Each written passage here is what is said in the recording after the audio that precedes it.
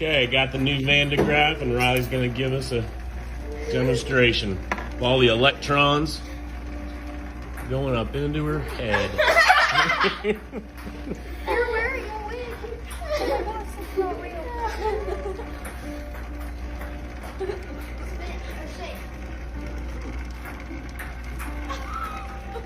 That's a good one. Let's say you're playing squash, hitting the ball against the wall in front of you. And as your partner expects the ball to bounce back to him so he can hit it, no ball comes. The ball has disappeared. Behind the wall is a second squash court, and the players in that court find that they are playing with two balls. Your ball went through the wall somehow. You look for holes in the wall, but find none. What happened here? This phenomenon is known as quantum tunneling. In quantum mechanics, when a quantum object like an electron encounters an energy barrier, like a wall, there is a non-zero chance that will end up on the other side of the wall. This is possible because you have to remember that quantum objects are defined by a wave function, and the wave function extends to all of space-time. This means that it extends not only in your court, but also into the wall and outside the wall into the other court. And the smaller the energy barrier, that is, the thinner and lower the wall, the greater the probability that it will end up on the other side. I made a subatomic particle detector.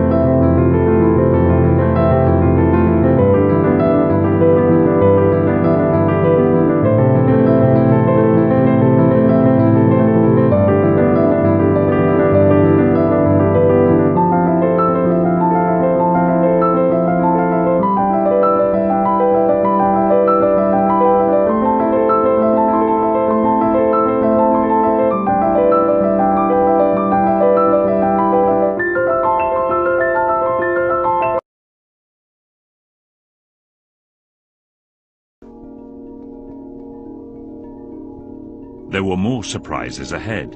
In the 1930s, another strange phenomenon was observed at even lower temperatures. This rapidly evaporating liquid helium cools until at 2 degrees above absolute zero, a dramatic transformation takes place. Suddenly, you see that the bubbling stops and that the surface of the liquid helium is completely still. The temperature is actually being lowered even further now, but nothing particularly is happening. Well, this is really one of the great phenomenon in 20th century physics. The liquid helium had turned into a superfluid, which displays some really odd properties. Here I have a beaker with an unglazed ceramic bottom of ultrafine porosity. Ordinarily, this container with tiny pores can hold liquid helium. But the moment the helium turns superfluid, it leaks through. We call this kind of flow a superflow. Superfluid helium can do things we might have believed impossible. It appears to defy gravity. A thin film can climb walls and escape its container. This is because a superfluid has zero viscosity. It can even produce a frictionless fountain, one that never stops flowing. Superfluidity and superconductivity were baffling concepts for scientists. New radical theories were needed to explain them. This creeping film is a variety of superflow. It is difficult to make the film itself directly visible to you. Okay, what you just saw is called a superfluid, and there's nothing normal about them. If we take helium, for example, and cool it down to 2.17 Kelvin, that's very cold, by the way. It enters an exotic state of matter called a superfluid.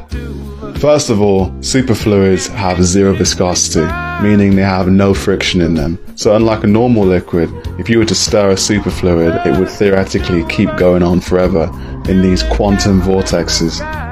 Because superfluid helium has zero viscosity, it's able to form what's known as a Rollin film. This is a 30 nanometer thick, creeping film that's able to defy gravity and move up the sides of any vessel you try to contain it within. And that's why in the video you saw initially, those drops are forming below it, because the helium is actually rising around the container edges and collecting at the bottom. Water has many amazing properties. Its surface tension enables things like bugs to walk across it without sinking. Water also becomes less dense as it freezes, which is why during winter, lakes freeze from the top down and life persists at the bottom. Now, scientists have observed a bizarre quantum mechanical trick in the smallest possible droplet of water. Water's ability to form hydrogen bonds is behind most of its extraordinary feats. Water molecules are always bonding with one another, switching partners like dancers.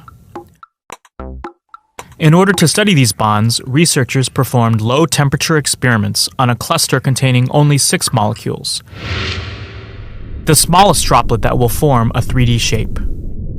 By distinguishing the individual water molecules in the cluster, they observed a surprising result. 2 different molecules in the cluster move in sync, breaking 2 different hydrogen bonds at the same time. The rotating molecules mesh like gears in a watch. Here's where the weirdness of quantum mechanics comes in. At the low temperatures used in this experiment, the molecules don't jiggle with enough energy to even break 1 hydrogen bond. There is an energy barrier between the 2 configurations that's too high to scale. But thanks to quantum uncertainty, there's still a chance that the cluster will simply pop through that energy barrier, a bit like walking through a wall. That weird trick is known as quantum tunneling. This unexpected, cog-like motion in the tiniest droplet shows once again how plain old water continues to serve up scientific surprises.